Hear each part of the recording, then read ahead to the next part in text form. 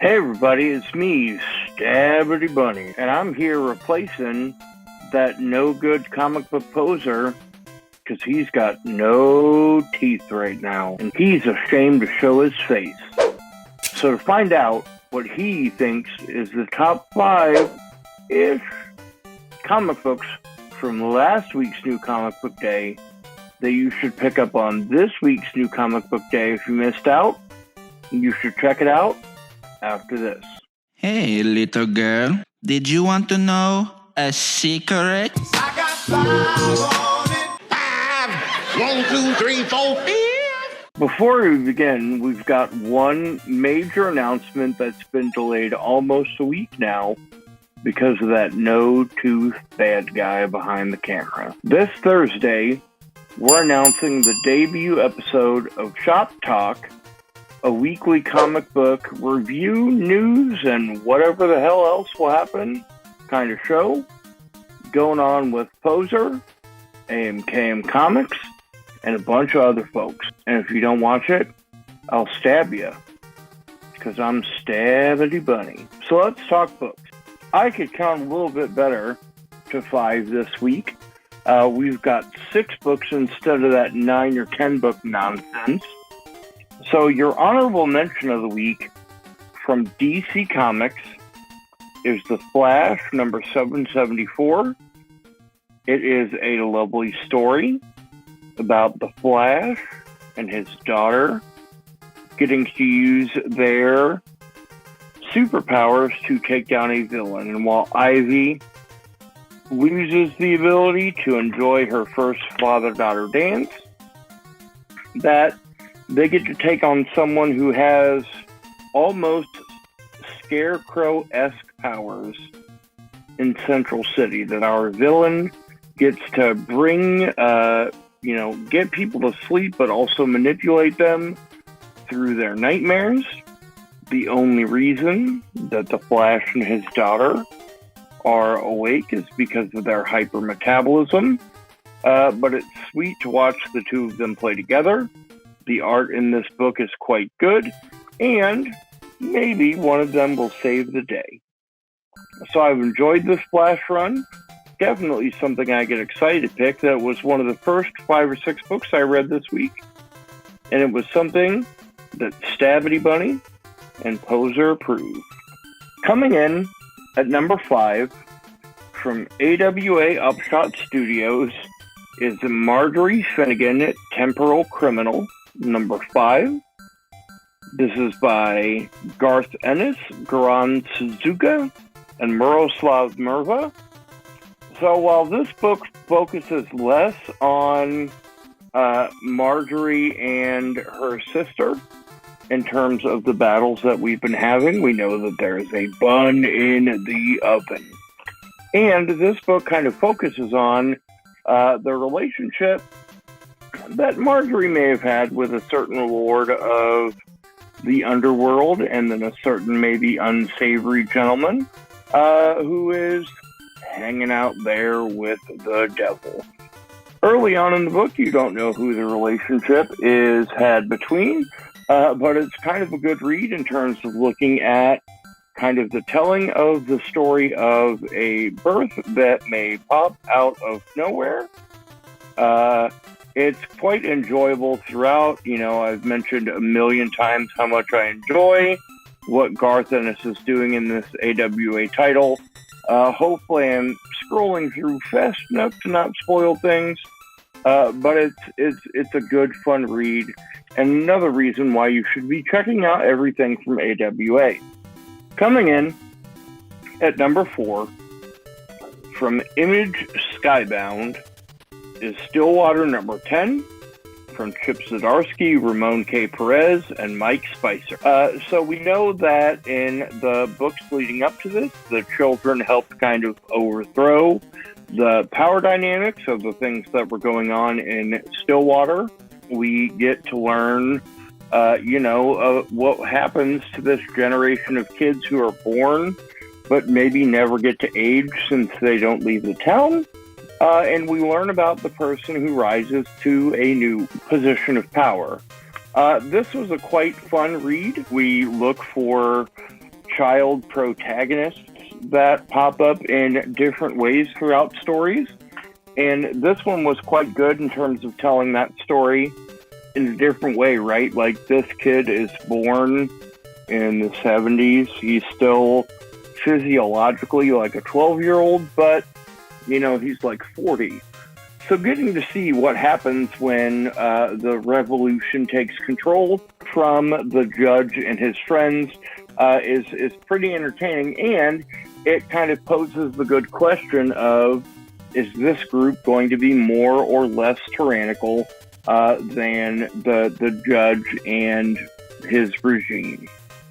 Coming in at number 3, another Image book, is Frontiersman number 1. It's by Patrick Clingden and Marco Ferrari. This is an interesting kind of like ecological superhero. It's almost like, what if a crazy old hill person who was like, you know, a druid or an ecological socialist became someone who would be the rallying cry for new movements of this kind of ecologically conscious generation. We're getting good elements throughout in terms of what the frontiersman has done in his past, what he may be asked to do in the future, and we're getting a couple other, you know, players in terms of people who may be afraid of the frontiersman, a couple of old friends of the frontiersman who may have been drugged down. But this has a lot of promise for an issue number 1. It's an intriguing story that, you know, I haven't read a lot of, like, what if the crazy old man from Hill Country starred in a comic, and this is something that I tend to enjoy, especially since we got a fat dude wielding a canteen, that I really enjoy his ethos, especially, you know, if he tried to murder the Stabbity Buny. That would be a crossover I'd like to see. Coming in at number 2, we go back to back Image books. My favorite crazy horror read of the week, Vinyl number 4. This is by Doug Wagner, Daniel Hilliard, Dave Stewart, and Ed Dukeshire on letters. So what we learned in issue number 3 is that the plan in combating the cult has kind of gone haywire. We've learned that our serial killer potential hero may have his greatest weakness exposed, and all of his serial killer friends, in addition to the FBI agent, are kind of hoping that they will all make it out alive. We know that there is some kind of past between the cult and our teddy bear serial killer friend. The creepy ass twins get, you know, something creepy happens to him. A little bit of a spoiler there. But we get to see maybe some compassion that may happen in the direction of the serial killer Walter, because his, you know, sanity, his memory is what is dependent on everybody else surviving and escaping. And this clearly is a Stabbity Buny approved book that Stabbity Buny says maybe it should be number 1, but maybe because it isn't, maybe things will end up badly for that poser dude when this is all said and done. And then there was one, your pick of the week from last week's New Comic Book Day from Boom Studios is Eat the Rich number 2. This is by Sarah Gailey, P.S. Back, and Roman Titov. This picks up on the evening after the events of the barbecue. And you can check out more in-depth review of this on the blog at comicbookposer.com, but you can see in the relationship between, you know, the boyfriend and his girlfriend, or I think they might be engaged, that she is clearly freaked out from witnessing a murder. At the end of book number 1, you get to see a lot of PTSD kind of memories from those, and he is passed out because he took like a clonazepam, some kind of, high anxiety, high insomnia level drug, and she is trying to figure out what to do with this information, and she creates the world's most unlikely of alliances with the nanny, only because the nanny can provide her with a lot of information on not only what she saw, but potentially why she saw those things in this very wealthy community and what exactly it means to retire. I really enjoyed this series. I was not shocked when issue number 1 sold out on the first day.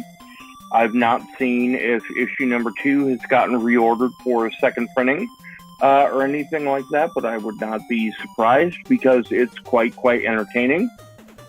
It gives you a lot of good kind of horror vibes. It gives you a lot of mystery vibes, and it finds ways to continue to shock you around every corner and every avenue. So what did you think?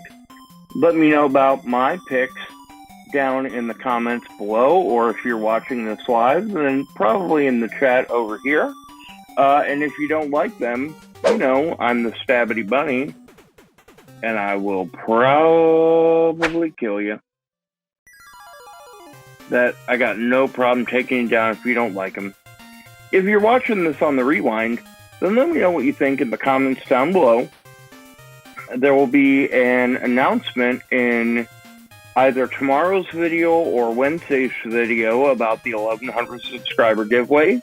So again, you better sign up or I'll shank you. But as always, y'all, thanks for stopping by, and have a good one.